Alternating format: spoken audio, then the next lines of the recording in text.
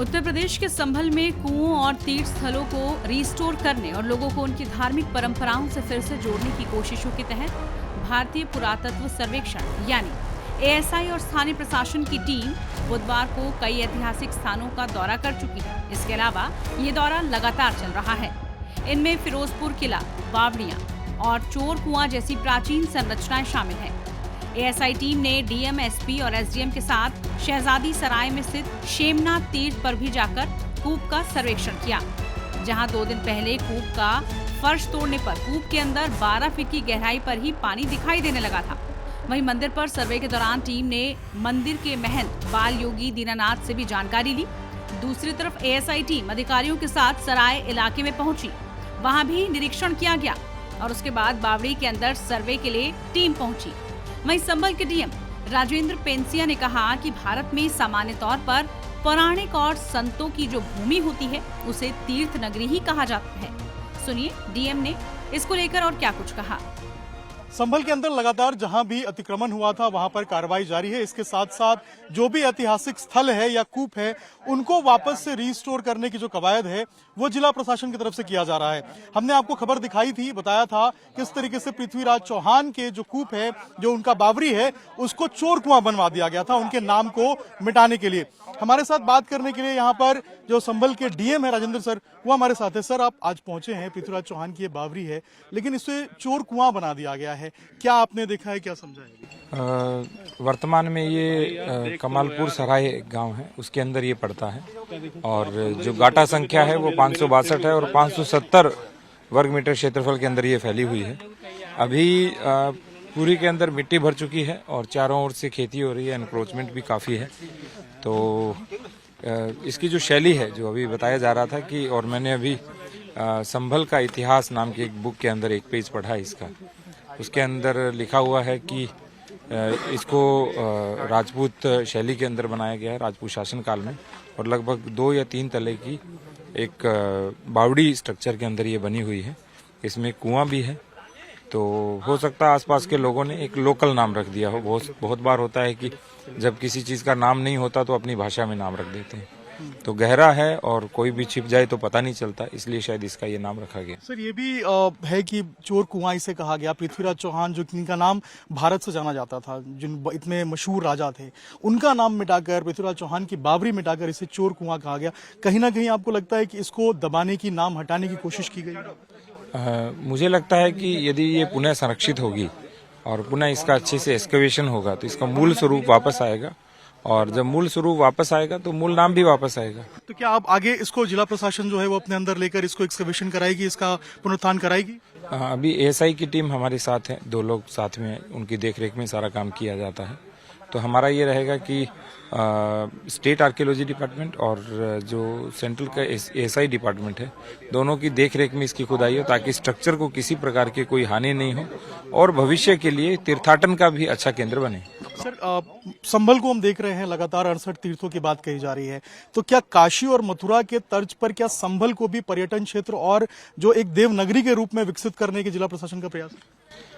संभल के बारे में कहते हैं कि कल की नगरी, कल की नगरी।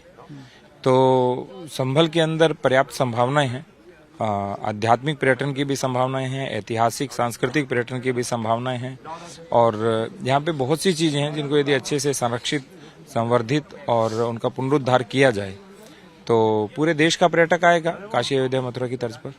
अच्छा सर, आखिरी सवाल यह है कि जो अतिक्रमण किया गया था, आज हमने देखा भी जो पुराना किला था उसके आसपास अतिक्रमण था, जो ASI के प्रोटेक्टेड डॉक्यूमेंट्स है, जो मॉन्यूमेंट्स थे, उनके ऊपर भी जो अतिक्रमण है वो किया जा रहा है, तो क्या प्रशासन उनके ऊपर भी कार्रवाई करते हुए नजर आएगा? हमने पैमाइश के लिए बोल दिया है। कल जो फिरोजपुर किला है, जो 1656 से 1659 के बीच बना था, और सैयद फिरोज नाम के व्यक्ति थे जो शाहजहां के दरबारी व्यक्ति थे, उन्होंने बनवाया था, उसकी 1.2 हेक्टेयर लैंड वहां पर संरक्षित है। तो वो सारी पैमाइश होगी और पैमाइश के बाद आस पास जो भी एनक्रोचमेंट है उसे दूर हटाया जाएगा। और ASI से भी हमने रिक्वेस्ट किया है, क्योंकि 100 मीटर के एरिया में कुछ एनक्रोचमेंट नहीं होना चाहिए और बिल्कुल किनारे पर बनाया गया है। ASI के एक व्यक्ति भी रहते हैं और उन्होंने कहा कि मैंने 5 साल पहले इसको रिपोर्ट भी किया था। तो जो भी आसपास अतिक्रमण है वो ASI के संज्ञान में ला करके हम हटवाएंगे। बिल्कुल। तो ये DM संभल हमारे साथ बात कर रहे थे, जिनका साफ तौर पे कहना है कि जो पर्यटन स्थल है उसको बनाने की कोशिश की जाएगी। यहाँ पर जो पृथ्वीराज चौहान का यहाँ पर बावड़ी है, इसको लेकर उन्होंने कहा कि अभी यहाँ पर एएसआई की टीम मौजूद थी, उनसे जानकारी ली गई है, उसके आधार पर आगे की जो कार्रवाई है वो यहाँ पर की जाएगी।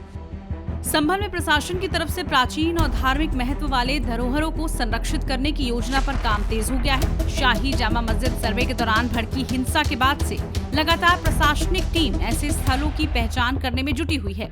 संभल में कई जगहों पर खुदाई भी की जा रही है। इसमें बड़ी संख्या में ऐतिहासिक और धार्मिक महत्व के स्थल शामिल हैं। मोहल्ला लक्ष्मणगंज में ऐतिहासिक बावड़ी मिलने के बाद फिरोज शाह किला और चोर कुआं को अतिक्रमण मुक्त कराने की योजना तैयार की गई है। संभल डीएम और एसपी लगातार मौके पर मौजूद हैं। इसके अलावा एएसआई टीम लगातार यहां सर्वे भी कर रही है। फिलहाल संभल में क्या स्थिति है, बता रहे हैं हमारे संवाददाता। संभल के भद्रकाश तीर्थ में हम मौजूद हैं। ये भद्रकाश तीर्थ अब बन चुका है भदेसरा हौज। दरअसल ये भदेसरा हौज के नाम से जाना जाता है, लेकिन इसका पौराणिक नाम भद्रकाश तीर्थ है। आज इसी जगह पर एएसआई की टीम पहुंची है, जिला प्रशासन की टीम पहुंची है और देखिए लगातार जो यहाँ पर जो निरीक्षण है वो यहाँ पर एएसआई की टीम की तरफ से किया जा रहा है और जो जिला प्रशासन की टीम है वो भी साथ में मौजूद है।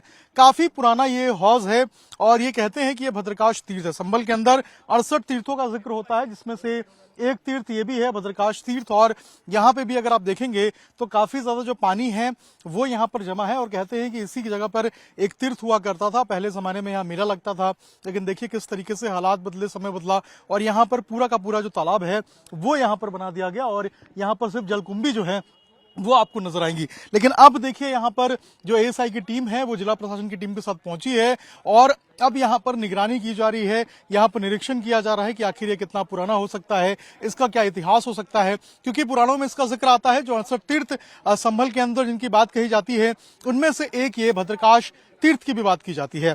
अगर आप देखेंगे जो पुराने जमाने में जो दीवार तीर्थों के हुआ करते थे वो दीवार देखिए ये उसी तरीके से बाउंड्री है, छोटी ईंटों वाली। जैसे पुराने जमाने में छोटी ईंटों का इस्तेमाल किया जाता था, बिल्कुल इसी तरीके से देखिए ये छोटी ईंट जो है यहाँ पे इस्तेमाल किया गया है।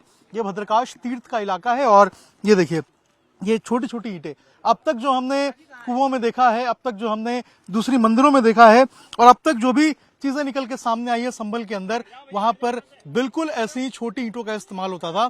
यहाँ भी जो भद्रकाश तीर्थ है, जिसे अब हौज भदेसरा के नाम से जानते हैं, यहाँ भी देखिए बिल्कुल इसी तरीके से छोटी ईंटों का इस्तेमाल किया गया है। और अब यहाँ पर प्रशासन की टीम पहुंची है, एएसआई की टीम पहुंची है, यहाँ पर निरीक्षण किया जा रहा है टीम के द्वारा। देखिए यहाँ पर जो बांस है उसके सहारे देखा जा रहा है कि यहाँ पर बताया जा रहा है एक सीढ़ी भी हुआ करती थी।